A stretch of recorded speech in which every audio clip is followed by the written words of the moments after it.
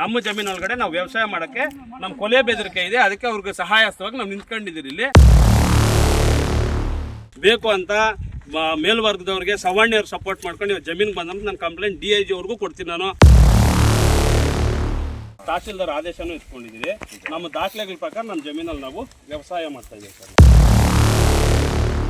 ಜೈ ಜೈ ಜೈ ಜೈ ಜೈ ಭೀಮ್, ಜೈ ಭೀಮ್, ಜೈ ಭೀಮ್, ಜೈ ಜೈ ಜೈ ಜೈ ಜೈ ಭೀಮ್, ಜೈ ಭೀಮ್, ಜೈ ಭೀಮ್. ವ್ಯವಸಾಯ ಮಾಡಿ ದಾಖಲೆಗಳನ್ನ ಸೃಷ್ಟಿ ಮಾಡಿಕೊಂಡು 1 ಎಕರೆ 38 ಗುಂಟೆ ಜಮೀನ ಕಬಳಿಸೋಕ್ಕೆ ನೋಡ್ತಿದ್ರು. ಇವತ್ತಿನ ನಮ್ಮ ತಂಡ ಸಂಪೂರ್ಣವಾಗಿ ನಿಂತ್ಕೊಂಡು ಆ ಕುಟುಂಬಕ್ಕೆ ಬಲ ತುಂಬಿಸಿ ಕಾನೂನುಬದ್ಧವಾಗಿ ಸಂಬಂಧಪಟ್ಟಂಥ ಅಧಿಕಾರಿಗಳ ಗಮನ ಕೊಟ್ಟು ಇವತ್ತಿನ ನಾವು ಜಯಶೀಲರಾಗಿ ಇವತ್ತಿನ ಈ ಒಂದು ಜಮೀನಲ್ಲಿ ಅತಿಕ್ರಮವಾಗಿ ಯಾರು ಪ್ರವೇಶ ಮಾಡಬಾರ್ದಂತ ಸಂಬಂಧಪಟ್ಟಂತಹ ಏನು ಗ್ರಾಮಸ್ಥರು ಯಾರಾದ್ರೂ ಇಲ್ಲಿ ಒಳಗಡೆ ಬಂದರೆ ಮುಂದಿನ ದಿನಗಳಲ್ಲಿ ಕಾನೂನು ರುಚಿ ಏನಂತ ಅವ್ರು ನೋಡ್ತಾರೆ ಅಂತ ಹೇಳ್ಬಿಟ್ಟು ಅವ್ರ ಗಮನಕ್ಕೆ ಈ ನಿಟ್ಟಿನಲ್ಲಿ ನಾವು ಕೊಡ್ತಾ ಇದ್ದೀವಿ. ಜೈ ಭೀಮ್, ಜೈ ಭೀಮ್, ಜೈ ಭೀಮ್, ಜೈ ಭೀಮ್, ಜೈ ಭೀಮ್.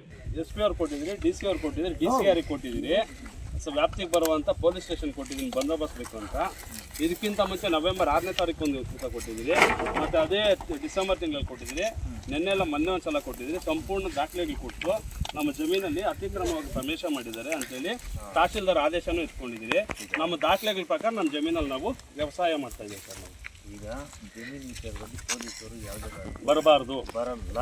ಹೌದು ಸರ್, ನಾನು ಹೇಳ್ತಾ ಇದ್ದೀನಿ. ಹೌದು ಬಟ್ ಈಗ ಒಂದು ಅವರು ನಮಗೆ ಈವೆಂಟ್ ಹಾಕಿದ್ದಾರೆ.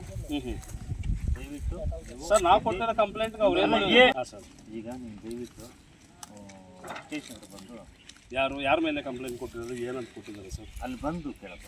ಎಲ್ಲಿ ಸರ್?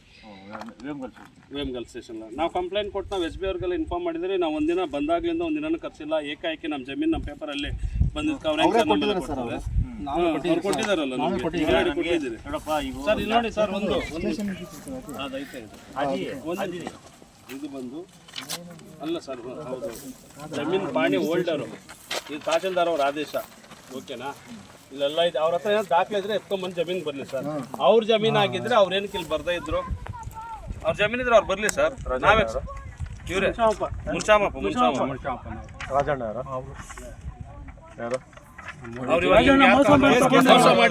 ಮೋಸ ಮಾಡಿ ಇದು ಮಾಡಿರೋದು. ಅದು ತಹಶೀಲ್ದಾರ್ ಹತ್ರ ರಾಜಣ್ಣ ಮೇಲೆ ಕೇಸ್ ಹಾಕಿ ತಹಶೀಲ್ದಾರ್ ಆರ್ಡರ್ ಮಾಡಿರೋದು. ರಾಜಣ್ಣ ಸೋಮಣ್ಣ ಅಲ್ಲ, ಸ್ಟೇಷನ್ ಎಲ್ಲ ಕೊಟ್ಟಿದ್ರೆ ಯಾರು ದಾಖಲಾತಿದ್ರೆ ಅವರು ಹೋಗಿ ದಾಖಲಾತಿ ನಮ್ದಿದ್ರೆ ನಾವು ಬರ್ತೀವಿ.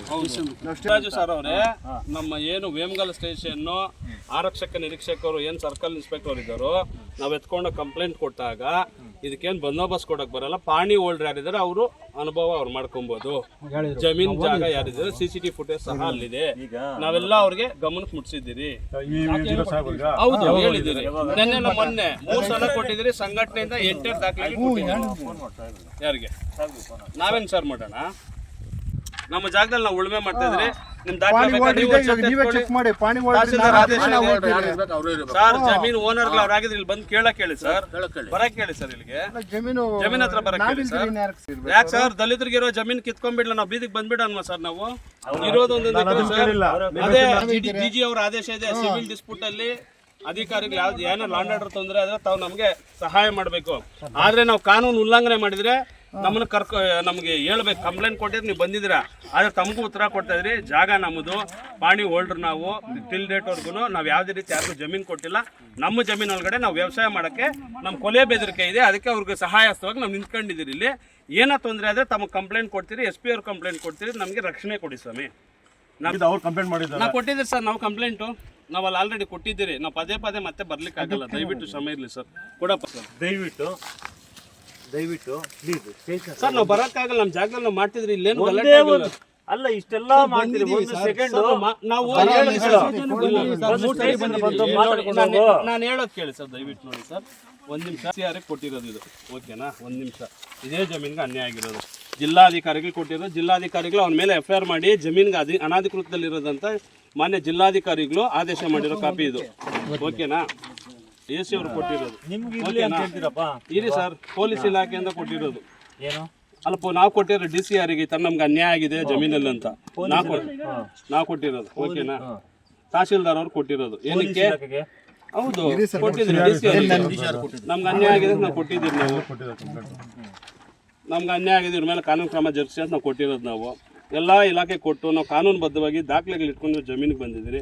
ತಹಶೀಲ್ದಾರ್ ಅವ್ರಿಗೆ PTCL ಅಂಡರ್ ಬರುತ್ತಾ ಅಂತ ಕೇಳಿದಾಗ PTCL ಅಂಡರ್ ಬರುತ್ತೆ ಅನ್ನೋದಕ್ಕೆ ಪೇಪರು, ಓಕೆನಾ, ಜಮೀನು ಸಂಬಂಧಪಟ್ಟ ದಾಖಲೆಗಳು ಎಲ್ಲ ಇದರಲ್ಲಿದೆ.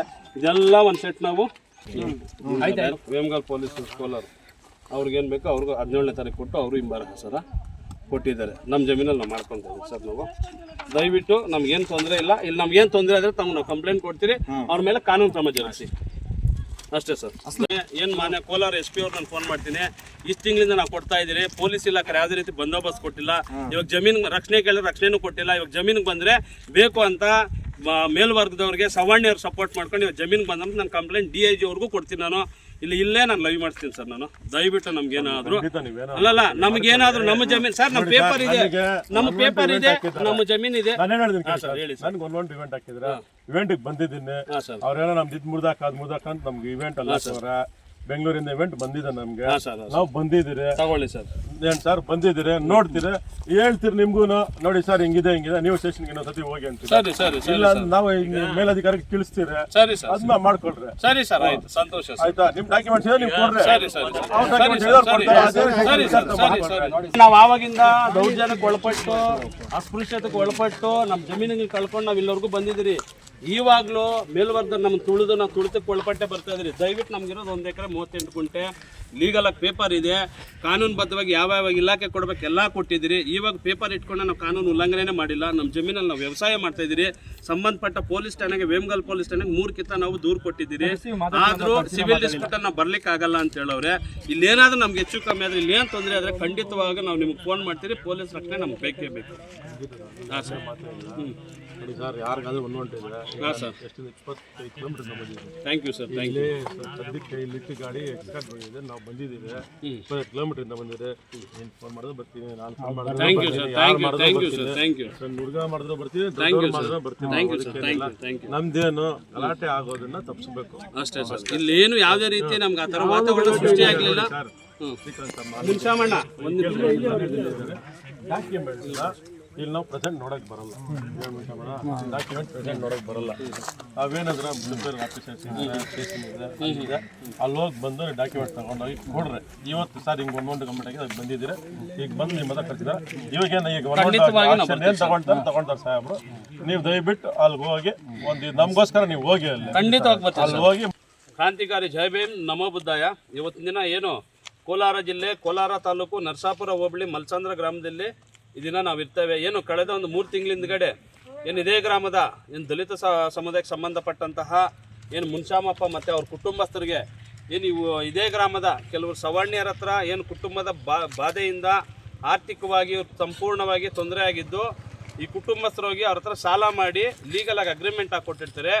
ಸಾಲ ಮತ್ತೆ ಹಿಂದಿರುಗಿಸುವಾಗ ಅಗ್ರಿಮೆಂಟ್ನು ಸಹ ಕಾನೂನು ಪ್ರಕಾರ ರಿಜಿಸ್ಟರ್ ಕ್ಯಾನ್ಸಲೇಷನ್ ಮಾಡಿಸೋ ಟೈಮಲ್ಲಿ ಅವರು GPA ಮಾಡಿಸ್ಕೊಂಡು ಆ GPA ಆಧಾರದ ಮೇಲೆ ಇವರಿಗೆ ತಿಳಿದಿದಂತೆ ಕುಟುಂಬಸ್ಥರು ಇಲ್ದಿರೋ ಹಾಗೆ ಏನೊಂದು ರಿಲೀಸ್ ಡೇಟ್ ಮಾಡ್ಕೊಳುತ್ತೆ. ಆ ರಿಲೀಸ್ ಡೇಟ್ನ ಏನು ಸಂಬಂಧಪಟ್ಟಂತಹ ತಾಲೂಕು ದಂಡಾಧಿಕಾರಿಗಳ ಗಮನಕ್ಕೆ ಕೊಟ್ಟು ಏನೊಂದು ಖಾತೆ ಹಾಕ್ಬೇಕಂತ ಅವ್ರ ಹೆಸರಿಗೆ ಹಾಕಿರೋದನ್ನೆಲ್ಲ ರದ್ದು ಮಾಡಿಸಿ ಇವತ್ತಿನ ದಿನ ನಮ್ಮ ಭೀಮ್ ಸೇವಾ ಸಮಿತಿ ಸಂಘಟನೆ ವತಿಯಿಂದ ಕಾನೂನುಬದ್ಧವಾಗಿ ಅದನ್ನು ರದ್ದು ಮಾಡಿಸಿ ಇವತ್ತಿನ ದಿನ ಏನು ನೊಂದಂಥ ಕುಟುಂಬಕ್ಕೆ ಜಮೀನನ್ನ ಕಬಳಿಸೋಕ್ಕೆ ಯಾರು ನೋಡಿದ್ರೋ ಅವ್ರ ಕೈಯಿಂದ ಅದನ್ನು ಬಿಡಿಸಿ ಇವತ್ತಿನ ದಿನ ಒಂದು ನಮ್ಮ ಹೋರಾಟದ ಪ್ರತಿಫಲವಾಗಿ ಈ ಒಂದು ನೊಂದಂಥ ಕುಟುಂಬಕ್ಕೆ ಈ ಜಮೀನ ಇವತ್ತಿನ ದಿನ ಅವ್ರ ಕುಟುಂಬದ ಸಮ್ಮುಖದಲ್ಲಿ ನಾವು ಹಸ್ತಾಂತರ ಮಾಡ್ತಾಯಿದ್ದೀವಿ. ನೋಡೋಣ, ನಮ್ಮ ಜಮೀನು ಮೋಸ ಮಾಡಿದ್ರಲ್ಲ, ಏನು ಒಂದು ತಾಲೂಕು ದಂಡಾಧಿಕಾರಿಗಳ ಒಂದು ಅವ್ರ ಆದೇಶದ ಮೇರೆಗೆ ಈ ಜಮೀನು ಸಂಪೂರ್ಣ ಮಾಲೀಕರು ನೀವು ಆಗಿರ್ತೀರಾ. ಇನ್ನು ಮುಂದೆ ಈ ಜಮೀನಿಗೆ ಯಾರು ಅನಾಧಿಕೃತವಾಗಿ ಅತಿಕ್ರಮವಾಗಿ ಯಾರು ಪ್ರವೇಶ ಮಾಡಬಾರ್ದಂತೆ ಪೇಪರ್ ಕೊಟ್ಟಿರೋದು. ಏನು ಅದೇ ರೀತಿ ಕುಟುಂಬಸ್ಥರು ಇವತ್ತು ಸೇರಿದ್ದಾರೋ ಇಷ್ಟು ದಿನದಿಂದ ಇದೇ ಜಮೀನನ್ನ ಅವ್ರ ಜೀವನಕ್ಕೆ ಆಧಾರವಾಗಿ ಇಟ್ಕೊಂಡು ವ್ಯವಸಾಯ ಮಾಡಿಕೊಂಡು ಬದುಕ್ತಾರೆ ಜಮೀನು. ಇವತ್ತಿನಿಂದ ಇನ್ನು ಮುಂದಿನ ದಿನಗಳಲ್ಲಿ ಅವ್ರಿಗೆ ಯಾವುದೇ ತೊಂದರೆ ಆಗದಂತೆ ಈ ಜಮೀನಲ್ಲಿ ಇವತ್ತಿನ ದಿನ ಉಳುಮೆ ಸ್ಟಾರ್ಟ್ ಮಾಡಿಕೊಂಡು ಉಳುಮೆ ಪ್ರಾರಂಭ ಮಾಡಿ ವ್ಯವಸಾಯ ಮತ್ತು ಅವ್ರು ಬೇಕಾಗಿರೋಂಥ ಕಾರ್ಯಚಟುವಟಿಕೆ ಮಾಡ್ಕೊಳೋದಕ್ಕೆ ಆ ರೀತಿಯೂ ನಮಗೆ ಆದೇಶನೂ ಸಹ ಇರುತ್ತೆ. ಇವರು ಸಂತೋಷವಾಗಿ ಇವ್ರ ಕುಟುಂಬ ಇದರಲ್ಲಿ ವ್ಯವಸಾಯ ಸಹ ಮಾಡ್ಕೋಬೋದಂತ ನಮ್ಮ ಭೀಮ್ ಸೇವಾ ಸಮಿತಿ ಸಂಘಟನೆ ವತಿಯಿಂದ ಇವತ್ತಿನ ಅವ್ರಿಗೂ ಸರ್ಕಾರ ವತಿಯಿಂದ ನಮ್ಗೇನು ಆದೇಶ ಕೊಟ್ಟರೆ ಆದೇಶದ ಪ್ರಕಾರ ಅವ್ರ ಕಾನೂನು ಪ್ರಕಾರ ಅವ್ರಿಗೆ ನಾವು ಬೆನ್ನೆಲುಬಾಗಿ ನಿಂತ್ಕೊಂಡು ಇವತ್ತಿನ ಸಹಾಯ ಮಾಡ್ತಾ ಇದ್ದೀರಿ.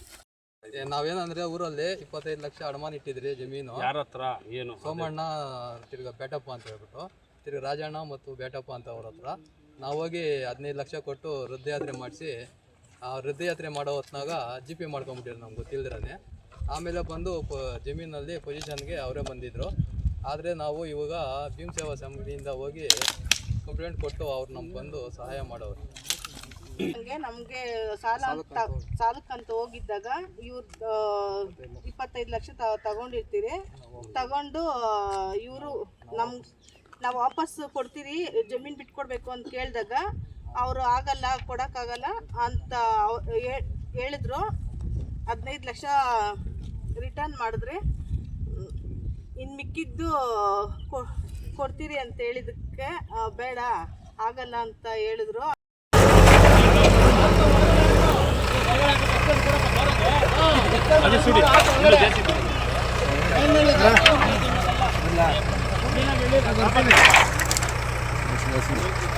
ಬರೋಣ